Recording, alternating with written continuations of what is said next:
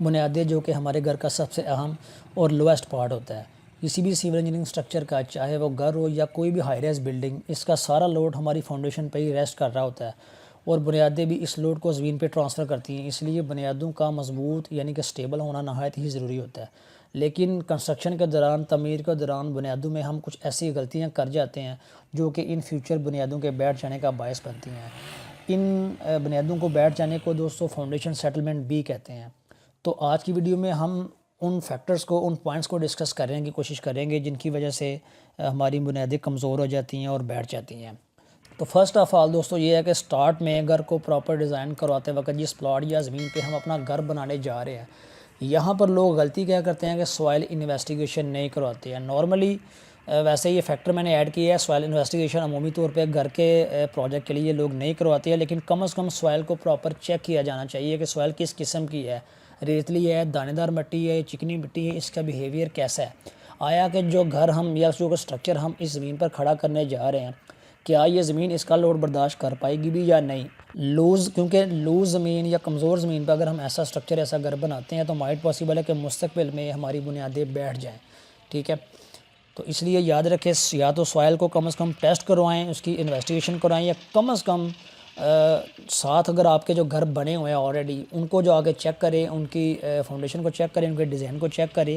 ان کے کیے گئے کام کے ایکسپیرینس سے بھی آپ اپنے جو ہے نا وہ اس فاؤنڈیشن والے جو کام کو کافی حد تک بہتر کر سکتے ہیں.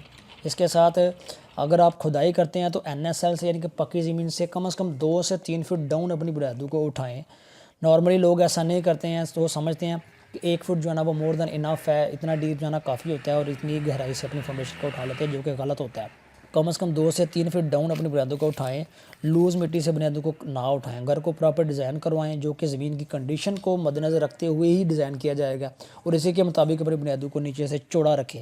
کیونکہ ڈیزائن دوستوں کروایا ہی اس لیے جاتا ہے کہ فرض کرے اگر ہماری سوائل کمزور ہے، یعنی کہ اس قابل نہیں ہے کہ سٹرکچر کا لوڈ بیئر کر سکے، تو ڈیزائنر کیا کرے گا، حسب ضرورت بنیادوں کو نیچے سے چوڑا کر کے لوڈ برداشت کرنے والا ایریا بڑھا کر بنیادوں کو سٹیبل کرے گا. اور یہ سب کچھ دوستوں تبھی ہوگا جب آپ سوائل کی پراپر انویسٹیگیشن کروائیں گے، گھر کو پراپر ڈیزائن کروائیں گے. صحیح ہو گیا.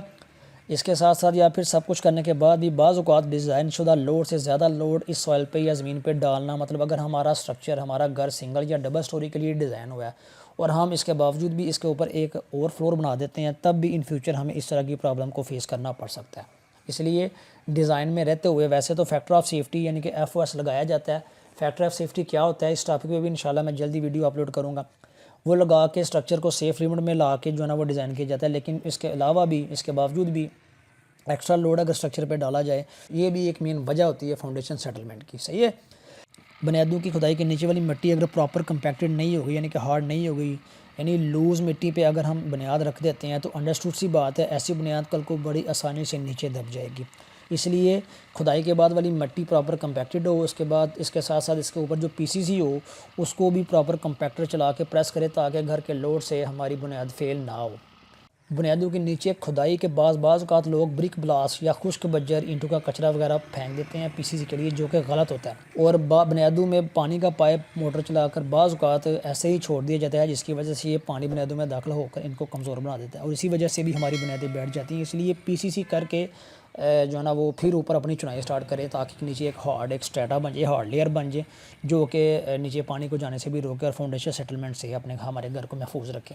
اور بنیادوں میں جب 18، 22 یا 27 وغیرہ کے جب ردے لگا رہے ہوتے ہیں تو مسالے کے ساتھ یہ ردے لگا کر بنیاد کو مضبوط کرے. اکثر یہاں پہ ٹھیکیدار یا مستری وغیرہ بغیر مسالے کے ہی ردے ایسے ہی جوڑ کے تو نیچے سے جو ہے نا وہ فاؤنڈیشن مکمل کرتے ہیں. کیونکہ اگر ہماری بنیاد کمزور ہوگی تو وہ کبھی بھی سٹیبل نہیں رہ سکے گی. ٹھیک ہو گیا.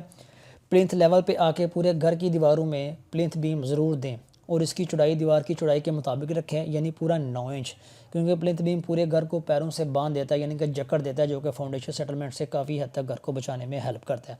مگر دوستو انفارچونیٹلی پلنتھ بیم بھی لوگ 9 انچ کی دیواروں کے اوپر سائڈوں پہ تیغا لگا کے بیچ میں 3 سطر یا 4 سطر کی 1 یا 2 لڑی وغیرہ ایسے ڈال کے کنکریٹ کر دیتے ہیں، جو کہ صحیح نہیں ہوتا. اس طرح ڈالا گیا بیم دوستو کسی کام کا نہیں ہوتا، اور کل کو اس کی وجہ سے اوپر نمی بھی آ سکتی ہے. اس لیے پلنتھ بیم میں پورے گھر کی دیواروں میں دیوار کی چوڑائی کے مطابق شٹنگ لگا کر پراپر سریے کا بیم ڈال کر کنکریٹ کر کے تیار کریں.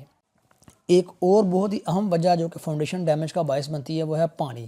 مطلب پانی کسی بھی وجہ سے اگر ہماری بنیادوں میں چلا جائے کام کے دوران یا بعد میں، جس کی وجہ سے بنیادوں کے نیچے والی مٹی جب سکڑتی ہے یعنی کہ شرنک ہوتی ہے، پریس ہوتی ہے اور دب جاتی ہے، جس کی وجہ سے ہماری بنیاد بیٹھ جاتی ہے. اب دوستو پانی کے مختلف ریزنز ہو سکتے ہیں، جیسا کہ پہلے بھی میں نے بتایا کہ بنیادوں کی کھدائی میں بعض اوقات کیورنگ کے لیے پانی والے پائپ کو ایسے کھلم کھلا چھوڑ دیا جاتا ہے کیورنگ کرنے کے لیے. وہ پانی ہماری فاؤنڈیشن کے نیچے چلا جاتا ہے. اس کے ساتھ ساتھ پلمبنگ ایشوز یا گھر کمپلیٹ ہونے کے بعد فلڈ یا بارش وغیرہ کا پانی گھر کی باہری دیواروں سے ہماری بنیادوں میں چلا جاتا ہے.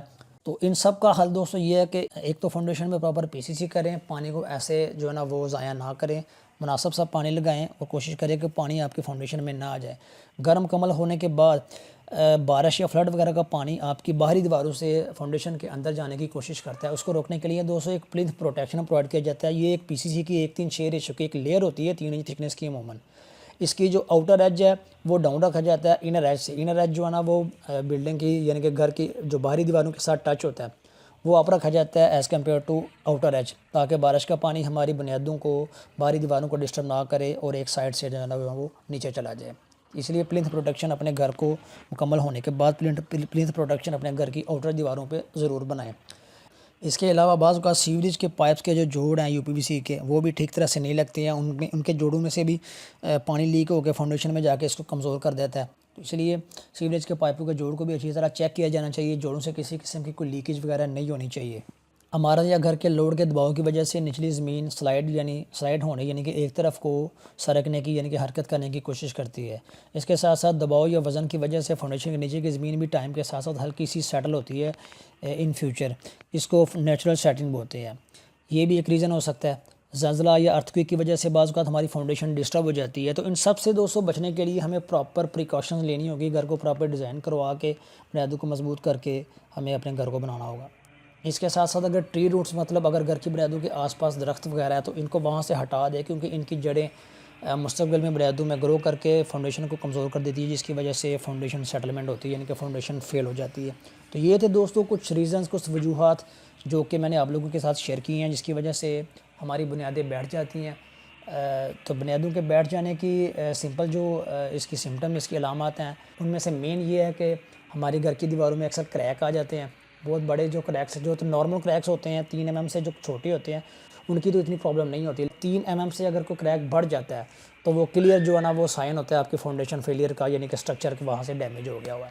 تو اس لیے ان سبھی پوائنٹ جو میں نے آپ لوگوں کو بتائے ہیں ان کو مد نظر رکھتے ہوئے اپنے گھر کو ڈیزائن کروائے تاکہ آپ کو اسی طرح کی کسی قسم کی کوئی پرابلم کا سامنا نہ کرنا پڑے. ویڈیو اگر اچھی لگی ہے تو اس کو لائک کر دے. تھینک یو سو مچ. اللہ حافظ.